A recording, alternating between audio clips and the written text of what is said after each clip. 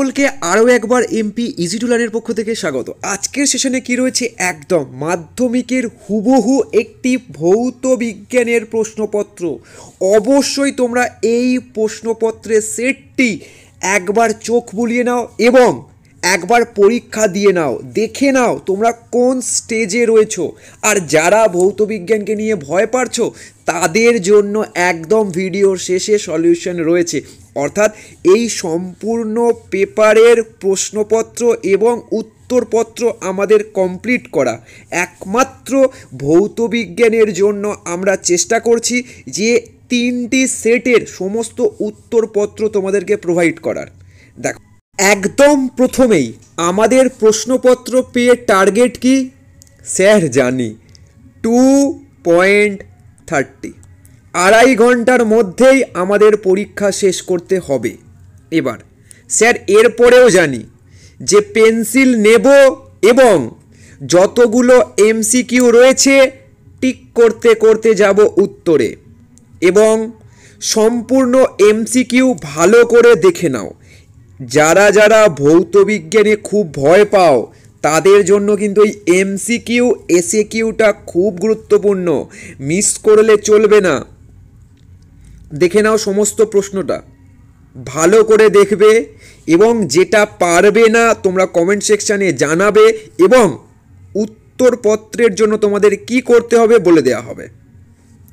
সমস্ত প্রশ্ন দেখে নাও, একদম 15টি প্রশ্নতেই একদম আলতু করে টিক দিতে দিতে চলে যাবে প্রশ্নপত্র পেয়েই। এরপর চলে আসো এই অংশটাতে যেখানে এই 21টি এসএকিউ কিন্তু খুব গুরুত্বপূর্ণ, এবং এখানে এই অথবাগুলো একটু ভালো করে দেখে নেবে যে কোন প্রশ্নের সঙ্গে কোন প্রশ্নটা অথবাতে রয়েছে, এবং চেষ্টা করো এখান থেকে সব প্রশ্ন করার। যাদের অসুবিধা আছে তারা কিন্তু অবশ্যই কমেন্ট সেকশানে জানাবে, আমাদের গ্রুপে জয়েন হবে। এরপর থাকে শূন্যস্থান পূরণ করো, তারপর রয়েছে সত্য মিথ্যা, তারপর রয়েছে স্তম্ভ মেলাও। এছাড়া বিভিন্ন প্রশ্ন কিন্তু রয়েছে। এই পর্যন্ত একটাও প্রশ্ন কিন্তু ছাড়া যাবে না, একটাও প্রশ্ন ছাড়া যাবে না। এই পর্যন্ত বারবার বলছি, এই এমসিকিউ এসএকিউ এ কিন্তু একটাও প্রশ্ন ছাড়া যাবে না। যারা 90% টার্গেট করছো তারাও, যারা 40%, যারা 50% টার্গেট করছো তারাও, এই পর্যন্ত যেন কোনো ভুল হয় না। এরপর এখানে ভালো করে বুঝবে, যারা ভৌত বিজ্ঞানে ভালো তারা অলরেডি জানো আমরা কোন প্রশ্নগুলোকে কিভাবে ছোঁবো। অর্থাৎ আগে চেষ্টা করব যেখানে অঙ্ক রয়েছে। স্যার অঙ্ক আগে আমরা অঙ্ক করব, আমি তোমাদের জন্য বলছি না। যারা 70%-এর বেশি তারা আগে যেখানে যেখানে অঙ্ক রয়েছে সেগুলিকে আগে করো। ক্লিয়ার হয়ে গেল। এবার যারা 40% বা 50%-এর নিচে, যাদের অঙ্কে সমস্যা ভৌতবিজ্ঞানে, তারা সেই প্রশ্নগুলোকে টার্গেট করো যেখানে অঙ্ক নেই। যেমন প্রথম প্রশ্নটি, এখানে অঙ্ক নেই। এই রকম টাইপের তোমাদের কিন্তু প্রশ্নগুলোকে টার্গেট করতে হবে যেখানে অঙ্ক নেই। ক্লিয়ার করতে পারছি? এবার এইভাবে তোমরা চেষ্টা করবে। দেখো এখানে রয়েছে 9 দুগুণে 18, মানে তোমাদেরকে 9টা প্রশ্নের উত্তর দিতে হবে। কতগুলো প্রশ্ন রয়েছে ভালো করে লক্ষ্য করবে যে 9টা, কিন্তু এখানে অনেকগুলো প্রশ্নতে কি রয়েছে অথবা। এই অথবাতে তোমরা চেষ্টা করবে যে পার্থক্য টাইপের প্রশ্নগুলোকে অ্যাটেন্ড করা, কারণ এগুলো সহজ হয়। যারা 50% বা 50%-এর নিচে রয়েছে, বারবার বলছি, তারা অঙ্কর থেকে একটুখানি কাকে বলে পার্থক্য, কমে যাওয়ার কারণ, বেড়ে যাওয়ার কারণ, এই সমস্ত টাইপের প্রশ্নগুলোর ওপর একটু জোর দেবে। যেমন লুইস ডট, এটা কিন্তু খুব সহজ, এটা একবার করলেই পারবে। ক্লিয়ার? এরপর চলে আসো একদম এখানে। 36 নম্বর থাকে, প্রত্যেকটিতে 3 করে, 3, 12, 36। এখন প্রথমে দেখো একটা, যে প্রশ্নটি তোমরা চেষ্টা করো অঙ্কটা করার, অঙ্কটা আমি বারবার বলছি, অঙ্কটা করার। যারা 60%-এর উপরে নাম্বার পেয়েছো, যাদের অঙ্কে ভয় লাগে না, যাদের অঙ্কে ভয়, তারা এই প্রশ্নটিকে টার্গেট করো। ক্লিয়ার হলো? এরপর এখানে দেখো, এখানেও কিন্তু অঙ্ক রয়েছে, এই অঙ্কটাকে টার্গেট করবে যারা অঙ্কে ভালো।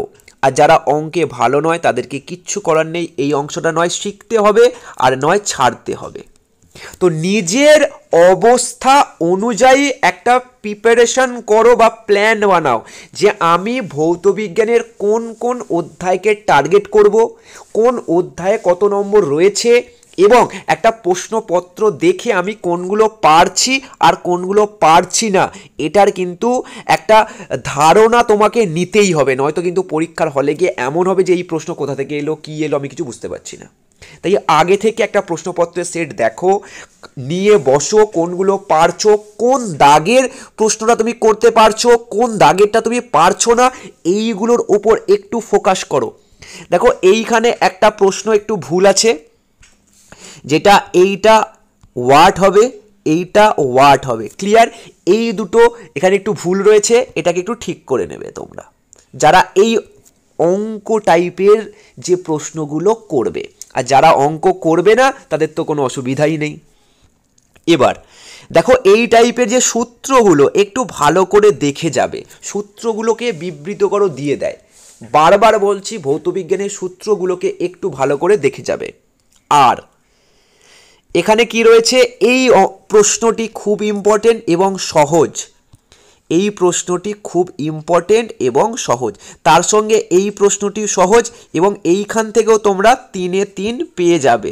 যেগুলো দেখো সহজ সেগুলোকে টার্গেট করে নাও। বারবার বলছি, একদম এই প্রশ্নপত্রের নাম্বার ধরে ধরে বিষয়টিকে টার্গেট করো যে আমি এই প্রশ্নটাকে অ্যাটেন্ড করবই। এখানে কোনো অঙ্ক নেই, এখানে অঙ্ক রয়েছে, তাহলে আমি পারবো না, যারা দুর্বল। আর যারা অঙ্ক পারো তারা এই অঙ্কগুলোকে টার্গেট করো, যেখানে যেখানে অঙ্ক রয়েছে সেখানে সেখানে আমি করব। ক্লিয়ার? এবার এর নিচে যাদের হয় না তারা কিন্তু এই অংশটাতে প্রচুর প্রবলেম ক্রিয়েট করে তোমাদের। বারবার বলছি, এখানের কিন্তু এই 10, 11 আর 12 তোমাদের প্রচুর প্রবলেম হয় অনেকের। আর যারা 70% প্লাস হয়ে গেছে তাদের আবার এই জায়গাটাই হচ্ছে সব থেকে স্ট্রং। তাই এই অংশটা যাদের স্ট্রং, আগে এই জায়গাটা করে নেবে, পরীক্ষার খাতাতে আগে এই অংশটা করে নাও। মানে এমসিকিউ এসএকিউ হয়ে গেল। এবার আমি কি বলি, সবসময় আমরা পিছন দিক থেকে যাব, এই দিক থেকে করতে করতে যাব। ক্লিয়ার? আর যেখানে যেখানে এখানে যেখানে অঙ্ক আছে সেগুলোকে আমরা করব। তো চলো তোমরা সমস্ত প্রশ্নগুলোকে দেখে নাও এবং তোমরা চেষ্টা করবে যে এই সমস্ত প্রশ্নপত্রের উত্তর করার। দেখো যারা ভৌতবিজ্ঞানে খুব ভালো, যারা 100-তে 100 পেয়েছো, যারা 100-তে 90 পেয়েছো, যারা 80 পেয়েছো, যারা 70 পেয়েছো, তারা অবশ্যই প্রশ্নপত্র দেখো এবং সলভ করে নাও। ক্লিয়ার হলো? এবং আমাদের গ্রুপে সেন্ড করো। এখন আমি পুরো প্রশ্নপত্র দেখিয়ে যারা ভৌতবিজ্ঞানে 20, 30, 40, 50 পেয়েছো তারা কি করবে সেটা আমি বলবো। পুরো প্রশ্নপত্র আগে দেখে নাও। এবার দেখো, যারা 70%-এর উপরে পেয়েছো তারা ভিডিও থেকে বেরিয়ে নিজের পড়াশোনা করো। যারা এর কম পেয়েছো তারা দাঁড়াও। এখন কথা হচ্ছে যে আমরা ভৌতবিজ্ঞানে ভয় পাই, মানে ভৌতবিজ্ঞানে আমাদের প্রচুর সমস্যা, তাহলে আমরা কি করব স্যার? এই রকম 3টি বা 5টি সেট পুরো খাতায় কমপ্লিট করো, পুরো খাতায় কমপ্লিট করো, পুরোটা, সে তুমি জানো আর না জানো, পুরো পুরো প্রশ্নপত্র মানে অথবা সমেত পুরোটা রেডি করো। অন্তত 3টে, ভালো হয় 5টা। তাহলে কি হবে, এই যখন তুমি লিখছো বা তোমার কাছে রয়েছে এগুলোকে যখন পড়ছো, তখন কিন্তু এখান থেকে তোমরা 70% বা 60% কিন্তু কমন পেয়ে যাবে এবং তোমাদের অনেকটা ভয় কমে যাবে। এমন অনেক প্রশ্ন থাকবে যেগুলো তুমি কমন পেয়ে যাবে এখান থেকেই। তো আমি বারবার বলছি, শুধুমাত্র সায়েন্সের জন্য আমি বলবো, কারণ ভৌতবিজ্ঞানে অনেকের সমস্যা, তাই আমাদের এই চ্যানেলে কখনোই নোটস বিক্রয় করা হয় না, বিক্রয় করা হয় না। আমরা জ্ঞান দান করাতে বিশ্বাসী, বিক্রয়ে নয়। কিন্তু এখন কথা হচ্ছে, আমরা বলি যে তোমরা নিজের নোটস নিজে বানাও, আমাদের চ্যানেলে সমস্ত কিছু দেওয়া থাকে, সেটা দেখে নিজে বানাও। এখন ভৌতবিজ্ঞানের ভয় এই 1 মাসে আমরা কিভাবে কমাবো, বা স্যার আপনি কিভাবে সাহায্য করবেন? দেখো, আমরা এই প্রশ্নপত্র পুরো উত্তর রেডি করেছি। এখন এই রেডি করার জন্য ন্যূনতম একটা সময় গেছে। ক্লিয়ার? এই সময়ের দরুন আমরা উত্তরপত্র দান করব এবং এই দানের পরিবর্তে আমরা কিছু দক্ষিণা নেব। সেটা 21 টাকা হতে পারে, 11 টাকা হতে পারে, আবার 31 টাকাও হতে পারে। ক্লিয়ার করতে পারলাম?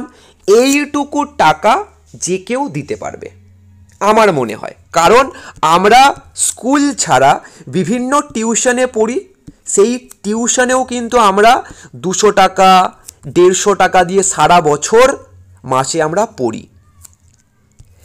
তো এখন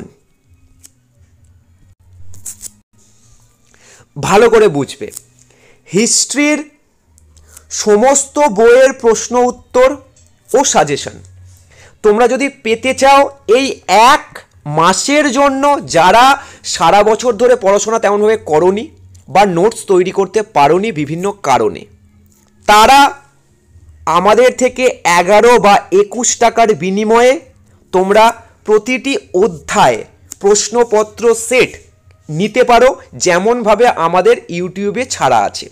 যারা এই নোটসগুলো দেখে বানিয়ে নিতে পারবে তাদেরকে আমি কখনোই বলবো না তোমরা কেনো, তোমরা কিনো না। কিন্তু যাদের মনে হচ্ছে আমার সময় নেই, আমার নোটস হলে ভালো হয়, হয়তো আমি নোটসগুলো পেলে আমার এই 40%টা 60% হতে পারে, বা আমি লাভ হতে পারে, অর্থাৎ আমি 21 টাকা দিয়ে কিনবো বা 11 টাকা দিয়ে কিনবো, সেটা যেন আমার নষ্ট না হয়। আমরা বলছি না যে তুমি 500 টাকা দিয়ে কেনো, 600 টাকা দিয়ে কেনো, না। 11 টাকা 21 টাকা 21 টাকা 51 টাকা এই রকম, এই 1 টাকাটা কিন্তু ইম্পর্টেন্ট, 1 টাকাটা কিন্তু দিতেই হবে, বারবার বলছি। তো এইভাবে তোমরা ইতিহাস, ভূগোল, জীবনবিজ্ঞান, ভৌতবিজ্ঞান, অঙ্ক, ইংরাজির যে কোনো, বাংলার তোমরা নোটস নিতে পারো।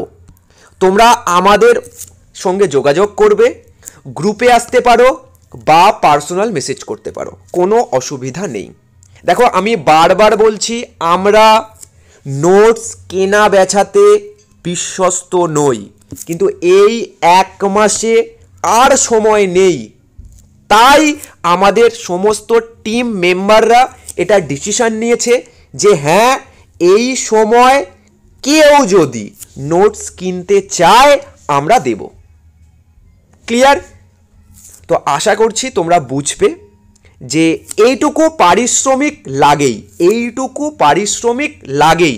21 টাকা, 11 টাকা আর 31 টাকা, এগুলো আমরা রাস্তায় বেরোলেই খরচা করে ফেলি, আর পড়াশোনার জন্য এই 21 টাকা 11 টাকা 31 টাকা চাইলেই দিয়ে দেবে।